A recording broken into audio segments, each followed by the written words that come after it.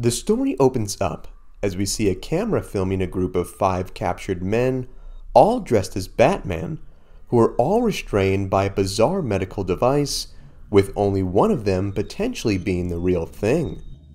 To prove which was the real Dark Knight, the first 2 were forced to admit it into a polygraph test. Knowing the man was lying, the machine then emitted a flaming hot bat signal that instantly melted his face off, killing him where he stood. The next part of this twisted experiment would be to see which man was able to escape like how the real Batman would.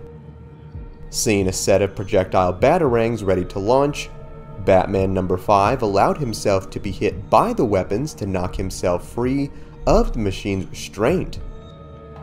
Believing that he had outsmarted this saw-like contraption, the man planned his exit, only to realize that these batarangs were also killer boomerangs, which came right back and struck him in his major arteries, where he too died on the scene.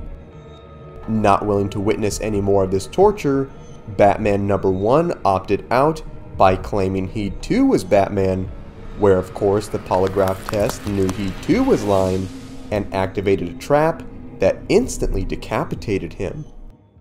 This left only Batman number 3 and 4 standing, who were both strapped to a series of explosives. Batman number 4 then attempted to calm number 3 down by calling him "Buddy," where he said he had a plan. Dislocating his shoulder, he managed to slip through the explosive belt, where he went to free the other captive prisoner. Upon being rescued, Batman number 3 then proceeded to headbutt Batman number 4, who was rightfully quite confused considering he just freed this man. Batman number 3 then pulled the explosive gag from his mouth and told the other that he was almost Batman, but didn't quite fit the bill.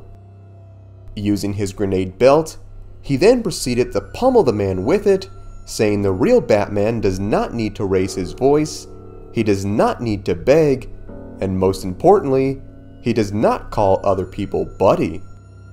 He then beat the man until his head was a crushed crimson paste on the ground, where he then took off his helmet, revealing himself to be the twisted Dr. Hugo Strange.